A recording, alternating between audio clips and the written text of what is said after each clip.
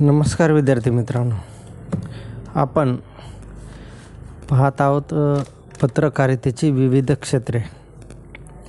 आज या भागामध्ये आपण ग्रामीण पत्रकारिता याबद्दल बघू. जास्तीत जास्त वृत्तपत्र निघतात ती शहरांमधून, महानगरे, जिल्ह्याची ठिकाणं आणि काही छोट्या शहरातूनही दैनिक साप्ताहिक वृत्तपत्रे निघत असतात. त्या भागातील समस्या, ज्ञान, मनोरंजन आणि इतर बातम्यांना प्राधान्य दिले जाते. शहरी वृत्तपत्रांमध्ये ज्यांना महत्त्वाचे स्थान असते अशा आंतरराष्ट्रीय व राष्ट्रीय राजकारणाला तसेच साहित्य व मनोरंजनाला ग्रामीण पत्रकारितेमध्ये गौण स्थान प्राप्त होते. हा ग्रामीण व शहरी पत्रकारितेमधील एक महत्त्वाचा फरक आहे.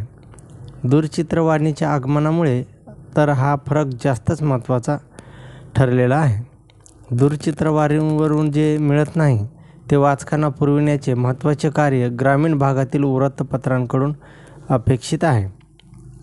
स्वातंत्र्यप्राप्तीनंतर आपल्या पत्रकारितेचा उद्देश नक्की कोणता असावा यासाठी भारतीय वृत्तपत्रांनी पाश्चात्य पत्रकारितेचा आदर्श नजरेसमोर ठेवला आणि त्यातूनच माहिती, मनोरंजन व लोकशिक्षणाला प्राधान्य मिळाले. मात्र पाश्चात्य आदर्शानुसार बेतलेल्या आणि शहरी जीवनाची छाप असलेल्या भारतातील पत्रसृष्टीला केरळचा अपवाद वगळता ग्रामीण भागामध्ये रुजता आलेले नाही. मराठी पत्रकारितेने स्वातंत्र्य लढ्यात व नंतर संयुक्त महाराष्ट्र निर्मितीमध्ये दैदिप्यमान भूमिका बजावली, पण अजूनही महाराष्ट्राच्या खेड्यापर्यंत पत्रकारिता पोहोचवायची आहे. त्यासाठी वृत्तपत्रांना त्यांचे स्वरूप बदलावे लागणार आहे. ते कसे असावे हे ठरविण्यासाठी ग्रामीण पत्रकारितेची संकल्पना स्पष्ट होते. शहरी आणि ग्रामीण पत्रकारितेतील फरक जाणून घेणे व ग्रामीण पत्रकारितेचे लक्ष्य ठरविणे आवश्यक आहे.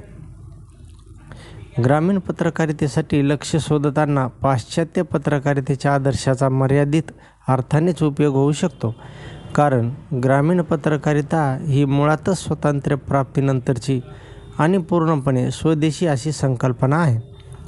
ग्रामीण पत्रकारिता म्हणजे खेडी आणि ग्रामजीवन यांच्या विकासाकरिता करावयाची पत्रकारिता. खेड्यांमध्ये लोकशाही व स्वातंत्र्य रुजविणे हा ग्रामीण पत्रकारितेचा पहिला उद्देश ठरतो. शहरी जीवनातले बरे वाईट घटक खेड्यावर लादून येथे वृत्तपत्रांसाठी अनुकूलता निर्माण करण्याचा प्रयत्न बहुअंशी केला जातो, पण त्यामुळे ग्रामजीवनाच्या कुठल्याच समस्या सुटत नसतात. म्हणूनच ग्रामीण पत्रकारितेसाठी प्रथम खेड्यांची समरसता असण्याची आणि ग्रामजीवनाचे प्रतिबिंब पत्रकारितेमध्ये उमटण्याची आवश्यकता आहे. आता ग्रामीण पत्रकारितेची व्याप्ती काय आहे हे बघूया. आपल्या देशातील खेड्यांचे अस्तित्व जरी सनातन असले तरी ग्रामीण पत्रकारितेची संकल्पना मात्र अगदी अलीकडच्या काळात उदयास आलेली आहे. वृत्तपत्रे आणि पत्रकारिता प्रथम युरोपातील शहरांमध्ये जन्माला आली आणि युरोपातून आपल्या देशात पसरली. त्यावेळपर्यंत युरोपात मध्ययुग संपून औद्योगिक क्रांती झाली होती आणि लोकसंख्येचे केंद्रीकरण प्रामुख्याने शहरांमधूनच झाले होते. त्यामुळे पाश्चात्य समाजाला ग्रामीण पत्रकारितेची वेगळी अशी आवश्यकता भासली नव्हती. शेती आणि त्यावर आधारित उद्योग व जोडधंद्यांची तांत्रिक बाजू सोडली तर त्यांची प्रत्यक्षात अंमलबजावणी शासन यंत्रणा आणि स्वयंसेवी संस्थांमार्फत होते. कृषी व ग्रामविकासातील त्यांची भूमिका, त्यांच्यातील उणिवा व त्यातून निर्माण होणारे प्रश्न, त्यावरील उपाययोजना वगैरे सर्व अनुषंगिक विषय आणि त्या अनुरोधाने शोधक, विवेचक, विश्लेषणात्मक या सर्व प्रकारची पत्रकारिता ग्रामीण पत्रकारितेच्या कक्षेत येते. ग्रामीण पत्रकारितेचा मुख्य भर जे शहरात नाही पण खेड्यात मात्र जास्त प्रभावी आहेत अशा घटकांवर आहे. गुन्हेगारी, राजकारण, सांस्कृतिक कार्यक्रम, शिक्षण संस्था इत्यादी सर्वच घटक शहरे आणि खेडी दोघांमध्येही सामायिक आहेत, परंतु त्यांचे काही पैलू असे आहेत की ते शहरी लोकांना मुळीच परिचित नसतात, पण त्यांनाच ग्रामजीवनात व त्या अनुषंगाने ग्रामीण पत्रकारितेत अग्रगण्य स्थान असते. अन्याय निवारणाच्या दृष्टीने महानगरे आणि इतर प्रदेशांमध्ये आणखी एक महत्त्वाचा फरक आहे. ग्रामीण पत्रकारितेचे प्रयोजन ठरविताना तो लक्षात घेणे आवश्यक आहे. मोठ्या शहरांमध्ये संघटना किंवा समूहांचे जसे दडपण असते तसे इतरत्र नाही. त्यामुळे शहरी आणि ग्रामीण संघटितांचे जे प्रश्न सहजासहजी सुटतात किंवा ते निर्माण होऊ शकत नाहीत, असे प्रश्न खेडी आणि छोट्या शहरांमध्ये विक्राळ स्वरूप धारण करू शकतात. उदाहरणार्थ, रेल्वेला काही मिनिटे विलंब लागला तर मुंबईत दंगल होऊ शकते, पण मराठवाड्यात रेल्वे तासनतास उशिरा आली तरी काहीही होत नाही. कामगार, कर्मचारी, मजूर इत्यादी संघटितांचे प्रश्न देखील शहरवासियांना संघटनेच्या माध्यमातून सोडवून घेता येतात. पण प्रवासी, मालक, ग्राहक, शेतकरी ह्यासारख्या अनेक भूमिकांमध्ये सामान्य अन्यायपीडित माणूस जेव्हा एकाकी असतो तेव्हा वृत्तपत्रांकडून त्यांच्या सहाय्याची अपेक्षा असते. अशा असंघटितांच्या प्रश्नावर भर देणे हे पत्रकारितेचे, विशेषतः ग्रामीण पत्रकारितेचे एक महत्त्वाचे प्रयोजन आहे. जसे वेगवेगळे प्रकार इतर पत्रकारितेमध्ये पडतात, तसेच ग्रामीण पत्रकारितेत देखील प्रकार आहेत.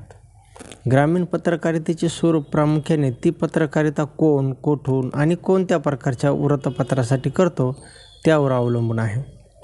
राजधानीतून व महानगरीय वृत्तपत्रांसाठी ग्रामीण पत्रकारिता केली जाऊ शकते, कारण खेड्यांवर परिणाम करणारे महत्त्वाचे निर्णय विधानसभेत आणि मंत्रालयात घेतले जातात. काही वेळा असे निर्णय संपूर्ण राज्यावर परिणाम करणारे असतात, तर काही वेळा त्यांचा प्रभाव एखाद्या विभाग किंवा जिल्ह्यांपुरता मर्यादित असतो. तथापि, जेथून ते घेतले जातात त्या महानगरावर त्यांचा फारसा प्रभाव पडणार नसतो. त्यामुळे महानगरी वृत्तपत्रांकडून त्यांचे प्रतिबिंब उमटत नाही. पण विभागीय किंवा जिल्हा पत्रांचे जे प्रतिनिधी महानगरांमध्ये काम करीत असतील, त्यांनी आपल्या वृत्तपत्रांमध्ये अशा महत्त्वपूर्ण घटनांचे योग्य पडसाद उमटविण्याचा प्रयत्न करणे गरजेचं असते. त्यामुळे राजधानी किंवा उपराजधानी असलेल्या मुख्यालयाच्या ठिकाणाहून केल्या जाणाऱ्या ग्रामीण पत्रकारितेचे क्षेत्र विशेषतः विधिमंडळ आणि मंत्रालयातील पत्रकारितेपुरतेच प्रामुख्याने मर्यादित राहते. विभागीय मुख्यालये आणि जिल्ह्यांची ठिकाणे ही राजधानीपेक्षा खेड्यांना अधिक जवळची असतात. महाराष्ट्रामध्ये औरंगाबाद, अमरावती, नाशिक, कोल्हापूर, सोलापूरसारख्या महापालिकांच्या ठिकाणाहून निघणाऱ्या वृत्तपत्रांना त्यांच्या प्रभाव क्षेत्रातील जिल्ह्यांसाठी ग्रामीण पत्रकारितेचा अंगीकार करणे आवश्यक ठरते, कारण त्यांचा खप महानगराइतकाच जिल्ह्यामधूनही होत असतो. त्यांच्या ग्रामीण पत्रकारितेला ग्रामाभिमुख शहरी पत्रकारिता असे म्हणता येईल. इतर जिल्ह्यांची व तालुक्यांची ठिकाणे खेड्यांनीच वेढलेली असतात. त्यामुळे तेथून निघणाऱ्या वृत्तपत्रांना तर ग्रामीण पत्रकारिता अपरिहार्यच ठरते. विभागीय व जिल्हा स्तरावरील वृत्तपत्रांच्या संपादकीय विभागातील पत्रकारांचे कार्य प्रामुख्याने खेड्यांमधून येणाऱ्या बातम्यांवर संपादकीय संस्कार करण्याचे असते. ग्रामीण भागात प्रशिक्षित, अनुभवी आणि मराठी भाषेचे पुरेसे ज्ञान असलेल्या पत्रकारांचा कमालीचा तुटवडा आहे. त्यामुळे विभागीय व जिल्हा पत्रांच्या संपादकीय विभागावर ग्रामीण पत्रकारितेच्या बाबतीत जबाबदाऱ्यांचा ताण वाढलेला असतो. ग्रामीण भागातले अनेक प्रश्न असतात, कारण त्या प्रश्नांना हात घालणे हे महत्त्वाचे असते.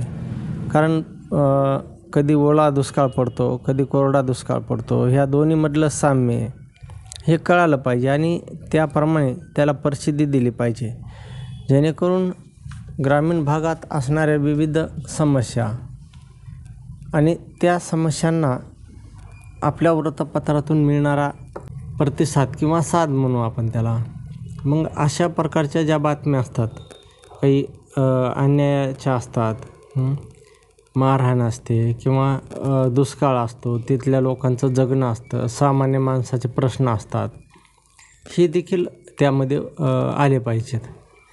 म्हणजे जेणेकरून सामान्य माणसाला देखील न्याय देता आला पाहिजे आणि त्या संदर्भाने ते पत्रकारिता झाली पाहिजे. आता ग्रामीण भागामध्ये आरोग्याचे प्रश्न असतात, त्यासाठी आरोग्य यंत्रणा असते, पण ती व्यवस्थित चालते की नाही, लोकांपर्यंत पोहोचते की नाही, याचा मागोवा पत्रकारांनी घेतला पाहिजे. शैक्षणिक संस्था असतात, तिथं लेकरांना कसं शिक्षण मिळतं, आर्थिक पिळवणूक होते का, किंवा अशा प्रकारचे जे विविध प्रश्न असतात. या व्यतिरिक्त सांस्कृतिक कार्यक्रम असतात. शहराप्रमाणेच गुन्हेगारी, घात, अपघात, रस्त्यांचे खराब रस्ते असतात, त्या रस्त्यामुळे होणारे अपघात असतात, किंवा इतर जे गुन्हेगारी आहे त्याचे प्रकार, पद्धती आणि कारणं देखील वेगळे असतात.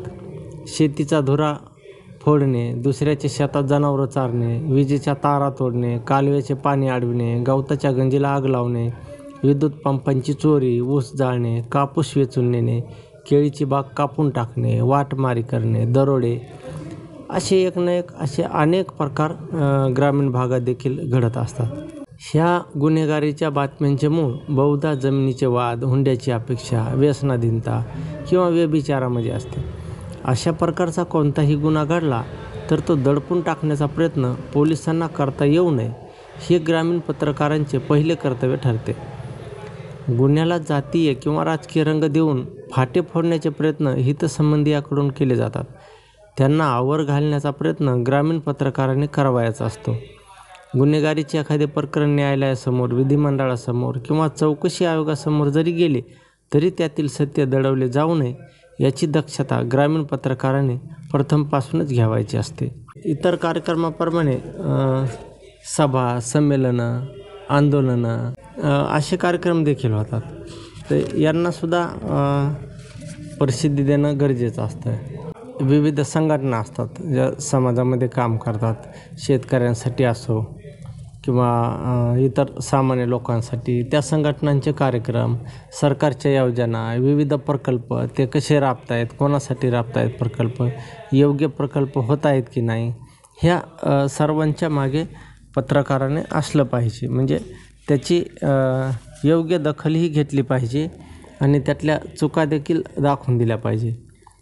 पंचायत पत्रकारिता आहे, विज्ञान आणि तंत्रविषयक पत्रकारिता, तसेच स्थानिक गुणवंतांना प्रकाशात आणणे. ग्रामीण भागात देखील गुणवंत विद्यार्थी असतात, कलाकार असतात किंवा इतर कोणी एखादा शेतकरी असतो, वेगळं काहीतरी करून चांगलं पीक काढतो, पैसे कमवतो.